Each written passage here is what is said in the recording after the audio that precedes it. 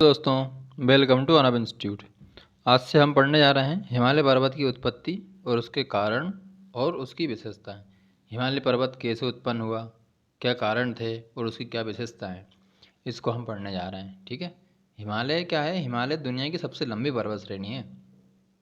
लंबी किस सेंस में लंबी? ऊंचाई में लंबी।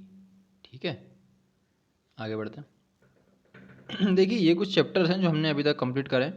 भारत की अवस्थिति और विस्तार पढ़ा है, भारत के द्वीप, प्रवाल जीव, ठीक है, मूंगा चट्टानें वगैरह, और भारत की समुद्री सीमाएं पढ़ी हैं, खाड़ियाँ पढ़ी हैं और चैनल्स पढ़े हैं। भारत की भूगर्भिक चट्टानें पढ़ी हैं, कौन सी चट्टान से क्या मिलता है, कौन सी चट्टानें कौन से राज्य में है, वो सब भी पढ़ा है। अब आज से अपन टॉपिक नंबर 5 स्टार्ट करने जा रहे हैं, हिमालय पर्वत की उत्पत्ति के कारण। ठीक है, आगे बढ़ते हैं। ये है हमारा प्यारा भारत।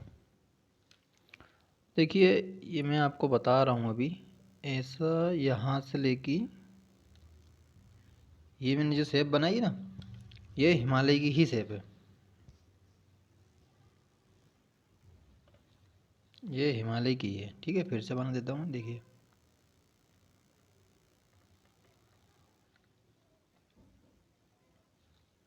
ये जो अंडमान निकोबार द्वीप समूह है ना, ये वाले, ये भी किस में आते हैं बताया था मैंने आपको। कहाँ आते हैं ये चार जो है वो हिमालय का ही है। यहाँ पे कोको द्वीप आता है जो म्यांमार का हिस्सा है इसका। ये बृहद हिमालय है, फिर उसके नीचे लघु हिमालय यहाँ तक है, फिर छोटा छोटा ऐसा हिमालय का एक और भाग है, उसको बोलते हैं, क्या बोलते हैं उसको? शिवालिक बोलते हैं। ठीक है। देखिए, और भी चीज़ें हैं जो मैं आपको बता देता हूँ। पहले थोड़ा सा अभी ओवरव्यू दे रहा हूँ, इसके बाद तो फिर अपन पढ़ाई तो अच्छे से करने वाले हैं। ऊपर है ना, ऊपर यहाँ पे 3 पहाड़ियाँ हैं, काराकोरम, जास्कर और लद्दाख पहाड़ियाँ हैं। आपको मोटा मोटा ये समझ में आया कि हिमालय कहाँ है। ठीक है, लद्दाख में है, हिमाचल प्रदेश उत्तराखंड में, और ये आपका नेपाल में, सिक्किम में, भूटान में, अरुणाचल प्रदेश में। ठीक है, इधर नागालैंड नमामि में भी है, नागालैंड, मिजोरम, मणिपुर में भी है, और बाकी का म्यांमार में है। ठीक है, अब अपन आगे बढ़ते हैं, इससे आपको समझ में आएगा। देखिए, मैं छोटी वीडियो नहीं बनाने वाला हूँ, मैं बड़ी ही वीडियो बनाऊँगा ताकि मैं चैप्टर को जल्दी आपको पढ़ा सकूँ। छोटी छोटी वीडियो में काफ़ी समय लगता है। ठीक है। हिमालय पर्वत की उत्पत्ति के कारण और उसकी विशेषताएं। हिमालय पर्वत क्या है? हिमालय पर्वत पूर्व से पश्चिम दिशा में विस्तृत दुनिया की सबसे लंबी पर्वत श्रेणी है। हिमालय पर्वत श्रेणी के अलावा अन्य पर्वत श्रेणियों का विस्तार है, जैसे एंडीज पर्वत श्रेणी है, रॉकी है, ग्रेट डिवाइडिंग रेंज है, यूराल पर्वत है, यूरोप में पड़ता है। ग्रेट डिवाइडिंग रेंज जो है वो अपना ऑस्ट्रेलिया में पड़ती है। सभी पर्वत श्रृंखलाएं जो हैं वो उत्तर से दक्षिण। ठीक है, इस बात को ध्यान रखो कि बाकी के जो हैं वो सब उत्तर से दक्षिण पड़ती हैं, लेकिन जो हिमालय की है वो पूर्व से पश्चिम में पड़ती है। क्या पड़ती है? पूर्व से पश्चिम में। नेक्स्ट, हिमालय पर्वत पश्चिम में जम्मू कश्मीर में नंगा पर्वत। ठीक है, जी हाँ, नंगा ही है वो। तो कहाँ से स्टार्ट होता है? जम्मू कश्मीर में पड़ता है नंगा पर्वत। नंगा पर्वत से लेकर पूर्व में अरुणाचल प्रदेश के उत्तर में स्थित तिब्बत पठार के नामचा बरवा पर्वत चोटी तक विस्तृत है। तो पहला क्वेश्चन क्या बनता है? पहला क्वेश्चन यही बनता है कि हिमालय कहाँ से कहाँ है, तो आंसर आएगा जम्मू कश्मीर के नंगा पर्वत से लेके अरुणाचल प्रदेश के उत्तर में है तिब्बत में है एक पहाड़ है, उसका नाम है नामचा बरवा। ठीक है, वहाँ तक फैला है। आगे, हिमालय की चौड़ाई पश्चिमी भाग में अधिक है जबकि पूर्व भाग में इसकी ऊंचाई कम है। भाई, आपने देखा होगा ना, जम्मू कश्मीर साइड, अरुणाचल प्रदेश, वो आपका उत्तराखंड, हिमाचल, यहाँ पे थोड़ी ज़्यादा है, लेकिन जैसे जैसे पूर्व में जाती है वैसे वैसे उसकी ऊंचाई जो है वो कम होती जाती है। पूर्वी भाग में हिमालय की स्थिति संकरी होने के कारण, मतलब छोटी होने के कारण, संकरी मतलब चौड़ाई में कम, ये होने के कारण ये क्या है? ऊंचा उठा हुआ है। हिमालय की आकृति चापाकार या धनुषाकार है। हिमालय का क्षेत्रफल लगभग 5 लाख वर्ग किलोमीटर है। कितना है? 5 लाख वर्ग किलोमीटर। हिमालय पर्वत के उत्तर में तिब्बत का पठार स्थित है। हिमालय पर्वत के उत्तर में क्या है? तिब्बत का पठार है, तथा तिब्बत पठार के उत्तर में क्या है? कुरनूल ये बोल लो या आप क्यूनूल बोल लो, ये पर्वत श्रेणी है। ठीक है, क्यूनूल बोल लो या कुरनूल बोल लो, ठीक है। हिमालय अपने पूर्वी छोर एवं पश्चिमी छोर पर दक्षिणावर्ती मुड़ा हुआ है। उत्तर में तिब्बत का पठार है। तिब्बत के पठार के उत्तर में भी क्या है, कुरनूल की पहाड़ियाँ हैं। हिमालय अपने पूर्वी छोर और पश्चिमी छोर पर दक्षिणावर्त मुड़ा हुआ है। दक्षिणावर्त कैसे मुड़ा हुआ है, चलिए मैं एक बार आपको मैप पे बता देता हूँ। ये मैप है, तो ये क्या है, थोड़ा इस टाइप में मुड़ा हुआ है ये, ठीक है, ये ऐसा। तो देखिए आप, मैं इसको ब्लैक कर लेता हूँ। देखिए यहाँ से भी मुड़ा है ना दक्षिण में, और यहाँ से भी मुड़ रहा है ये दक्षिण में। तो उसने यही बोला है कि हिमालय पूर्व से भी दक्षिण में मुड़ा है और पश्चिम से भी दक्षिण में मुड़ा है। आ गया समझ में आपको? देखिए अब आगे बढ़ते हैं। हिमालय के पश्चिमी छोर पर दक्षिणावर्त मोड़ को पाकिस्तान में सुलेमान और अफगानिस्तान में हिंदू कुश पर्वत कहते हैं। थोड़ा थोड़ा नाम है इसका, ऐसा कंफर्म नहीं है, ठीक है, पर अधिकतर बुकों में यही लिखा हुआ है। मैंने नेट पर भी देखा था, वहाँ भी यही बोलते हैं। लेकिन जब मैं आपको बाकी और पठारी वगैरह पढ़ाऊँगा विश्व के, तब आपको पढ़ाऊँगा हिंदू कुश कहाँ है, सुलेमान पर्वत कहाँ है, और जो ये कुरनूल दिया हुआ है, ये कुरनूल पहाड़, हिंदू कुश, ये सब पढ़ाऊँगा मैं आपको, ठीक है। हिमालय के पूर्वी छोर पर स्थित दक्षिणवर्ती मोड़ को पूर्वोत्तर भारत के राज्यों में अलग अलग नामों से जाना जाता है। मतलब ये है, जब हिमालय पूर्व में जाता है तो वहाँ के जो राज्य हैं उनको, राज्य में हिमालय को अलग अलग नामों से जाना जाता है। जैसे जैसे नागालैंड में नागा, मिजोरम में मिजो, है ना, बताता हूँ आपको। देखिए ये है अरुणाचल प्रदेश में पटकाई बूम, और पटकाई बूम इसको यहाँ भी बोलते हैं, म्यांमार में भी बोलते हैं, ठीक है, म्यांमार में भी बोलते हैं। नागालैंड में नागा पहाड़ी, मणिपुर में मणिपुरी पहाड़ी, मिजोरम में मिजो पहाड़ी। हिमालय पर्वत की एक शाखा म्यांमार में विस्तृत है, इसे वहाँ पे अराकनियोमा बोलते हैं। क्या बोलते हैं? अराकानयोमा, अराकानयोमा। और अरुणाचल प्रदेश में पटकाई बूम। कुछ हिस्सा क्योंकि इसका म्यांमार में भी रहता है, पटकाई बूम पहाड़ी होगा तो वहाँ पे ही बोल देते हैं, पर जनरली म्यांमार में इसको क्या बोलते हैं, हिमालय को अराकानयोमा बोलते हैं, ठीक है। हिमालय पर्वत विश्व का नवीन पर्वतमाला है। इसका मतलब क्या है? इसका मतलब ये है कि हिमालय सबसे नया है। मतलब जैसे आपका विंध्यन है उससे भी नया, पश्चिमी घाट उससे भी नया, सतपुड़ा उससे भी नया, अरावली, अरावली तो सबसे पुराना है। सबसे पुराना विश्व का पहाड़ कौन सा है? अरावली है। और सबसे नया कौन सा है? हाँ यस, हिमालय पर्वत है। हिमालय पर्वत का निर्माण सेनोजोइक महाकल्प में हुआ है। कौन से में हुआ है महाकल्प में? सेनोजोइक, ये आपको याद रखना है। हिमालय पर्वत की उत्पत्ति की सबसे अच्छी व्याख्या जर्मनी के भूवैज्ञानिक कोवर साहब करते हैं। जर्मनी की उत्पत्ति की सबसे अच्छी व्याख्या कौन करते हैं? जर्मनी के भूगर्भ शास्त्री थे कोवर। उनका भूसन्नति सिद्धांत करता है। सवाल ये आता है, हिमालय पर्वत की उत्पत्ति की सबसे अच्छी व्याख्या कौन करता है? तब आपका आंसर होगा कोबर, ठीक है। कोबर साहब ने अपने सिद्धांत में क्या बताया? उन्होंने ये बताया है कि आज जहाँ हिमालय पर्वत है वहाँ पर पहले क्या था? तेथिस सागर या भूसन्नति थी। मैं आपको बताऊंगा कहाँ पर था, ठीक है। तेथिस सागर था। कोबर ने सागर शब्द के स्थान पर भूसन्नति शब्द का प्रयोग किया है। तेथिस भूसन्नति के दक्षिण में गोंडवाना लैंड था, और तेथिस भूसन्नति के उत्तर में क्या था? अंगारा लैंड। मैंने आपको पिछली बार क्वेश्चन में बताया था कि भारत गोंडवाना लैंड का हिस्सा है, जिसको पुंज द्वीप भी कहते थे। याद है आपको? यस, याद रखिएगा। कोबर के अनुसार गोंडवाना तथा अंगारा लैंड दोनों भूखंडों में अनेक नदियां बहती थीं। मैं बता दूंगा आपको, देखिए ये हैगा। इन नदियों ने लंबे समय तक तेथिस सागर में अपसादों का निक्षेपण किया। मतलब जो मिट्टी अपसाद जो थे उन सबको लाला को उसमें डाला, जिससे तेथिस भूसन्नति में मलबा जमा हो गया। देखिए ये देख रहे हो आप, ये क्या है? ये पूरा सागर था, ठीक है। अब यहाँ से भी नदियाँ आई, खिंचाव लाई, मिट्टी लाई, यहाँ से भी मिट्टियाँ लाई और यहाँ पे भर दी भर दी भर दी भर दी।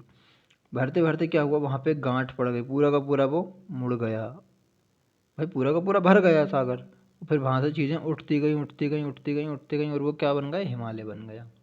दूसरा मैप देखिए, ये देखिए, ये आपको दिख रहा है। मतलब भारत पहले यहाँ से सिर्फ और सिर्फ इतना था,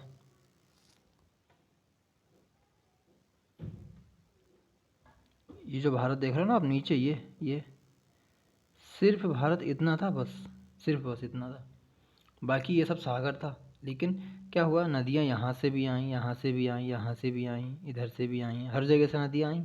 और बाकी जो ये भारत से गई थी वो कुछ नदियाँ ऐसी गईं। इन नदियों ने अपना पानी तो उसमें गिराया और साथ में जब वो जो बालू पत्थर वगैरह लाती थी उससे क्या हुआ, ये पूरा 33 सागर भर गया। इसलिए ना राजस्थान में झील है, राजस्थान की झीलों से क्या निकलता है, नमक निकलता है। वो नमक क्यों निकलता है, उसका रीज़न यही है। क्या रीज़न है भाई, पहले यहाँ पे सागर हुआ करता था ना, अब सागर है उसके नीचे आज भी सागर तो है, सागर है इसलिए वहाँ से नमक निकलता है। भारत का दूसरे नंबर पे राजस्थान, मतलब दूसरे नंबर पे है भारत में राजस्थान, जो नमक बनाता है या पूर्ति करता है नमक की। समझ गए आप। देखिए ये थर्ड मैप भी है, अच्छा मैप है ये भी। अब क्या हुआ, दोनों प्लेटें आईं, ये दोनों प्लेट आईं, जैसे दो प्लेटें हैं, ये दो प्लेटें हैं मान लीजिए, ये दो प्लेटें हैं। अब ये दोनों एक दूसरे के पास आ रही हैं, एक दूसरे के पास आ रही, मान लो ये वाली प्लेट भारी है तो क्या होगा, ये वाली प्लेट ऐसी हो जाएगी, मतलब ऐसी मतलब नीचे हो जाएगी ये, ठीक है, ये नीचे हो जाएगी और ये दूसरी वाली प्लेट जो है ये इसके ऊपर चढ़ जाएगी।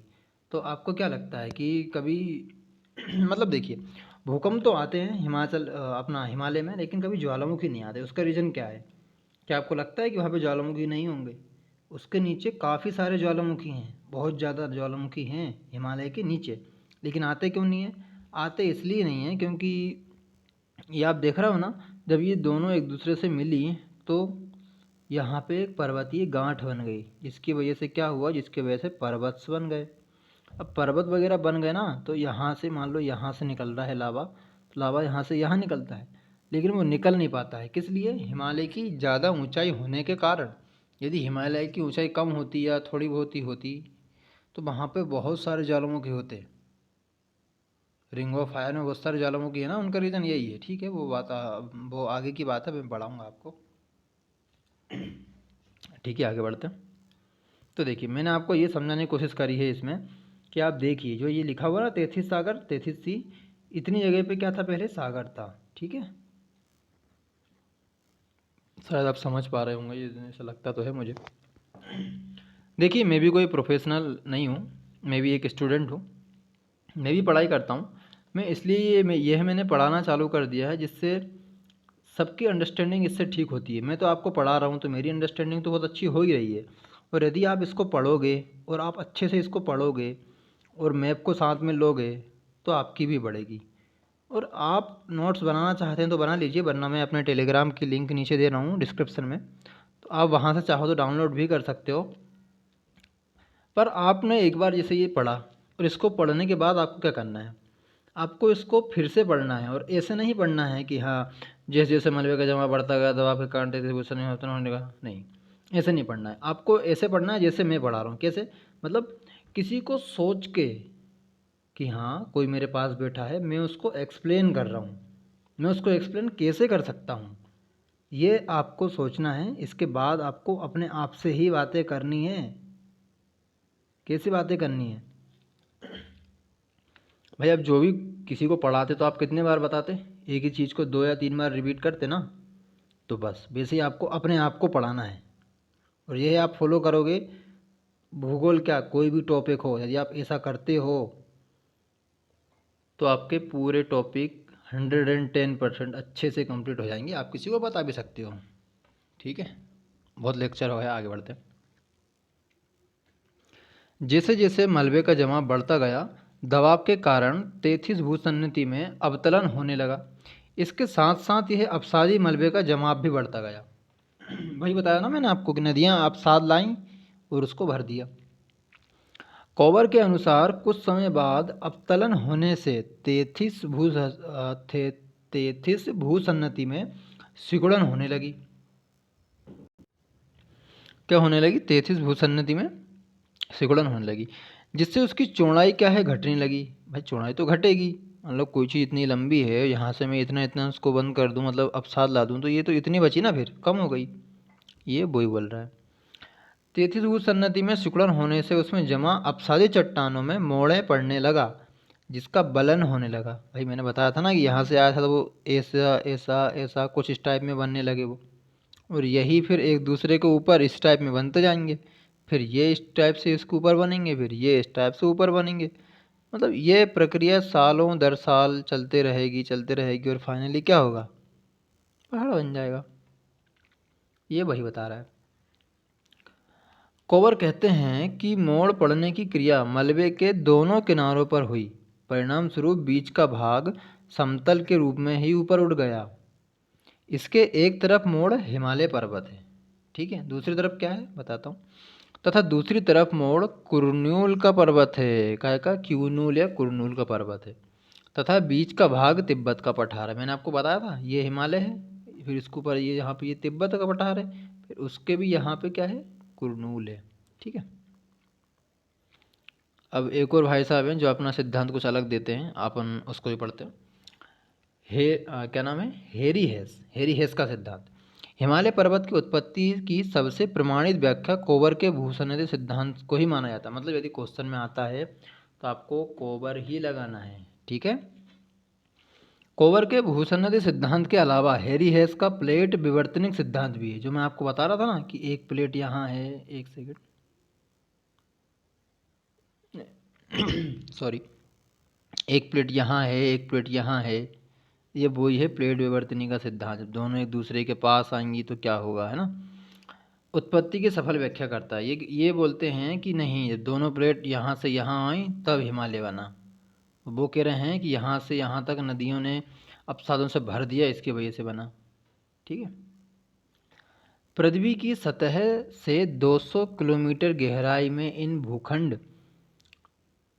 गहराई में दृढ़ भूखंड पाया जाता है। प्लेट टेक्टोनिक थ्योरी के अनुसार ये भूखंड 6 भागों में विभाजित है। इन्हीं भूखंडों को प्लेट कहते हैं। क्या कहते हैं? प्लेट। कौन सी plate? Indian plate, Eurasian plate, African plate, American plate, Pacific plate जिसको प्रशांत महासागर बोलते हैं, या फिर अंटार्कटिका प्लेट। ये टोटल 6 प्लेटों से ही अपना भारत नहीं पूरा विश्व बना है। जब आप ये चीज़ें और थोड़ी और डीप में पढ़ोगे ना, तब आपको और अच्छे से समझ में आ जाएगा। आगे चलते हैं। देखिए ये हैं वो कुछ प्लेटें, ये आपको दिख रही हैं, थोड़ी थोड़ी दिख रही होंगी। यहाँ से ये था, ये देखिए ये एक प्लेट ये थी, एक प्लेट ये थी। जब ये दोनों प्लेटें मिली आपस में तो यहाँ पे हिमालय बन गया। वैसे ही यहाँ पे पहाड़ बन गए। वैसे ही यहाँ पे यूरोप में भी कुछ पर्वत हैं, पठार हैं। ऑस्ट्रेलिया में यहाँ पे ग्रेट बैरियर रीफ है, यहाँ पे रॉकीज के पहाड़ हैं, एंडीज़ के पहाड़ हैं, यहाँ काफ़ी सारी चीज़ें हैं। ये आपको सिर्फ एक अंडरस्टैंडिंग के लिए बताया मैंने, आप समझ सको। आगे बढ़ते हैं। प्लेट टेक्टोनिक थ्योरी के अनुसार ये प्लेटें स्थिर नहीं हैं बल्कि गतिशील अवस्था में हैं। आज भी मतलब ऐसा कहा जाता है कि आज भी अपना जो भारत है ना, वो उत्तर और पूर्व की ओर बढ़ रहा है, जिससे क्या हो रहा है? हिमालय की ऊंचाई बढ़ रही है। अभी नहीं बढ़ी, कितनी बढ़ी? अभी कितनी है हिमालय की ऊंचाई? 85, और बताइए? 885, 848.86 है। 8848.86 मीटर, अभी 86 मीटर बढ़ गई।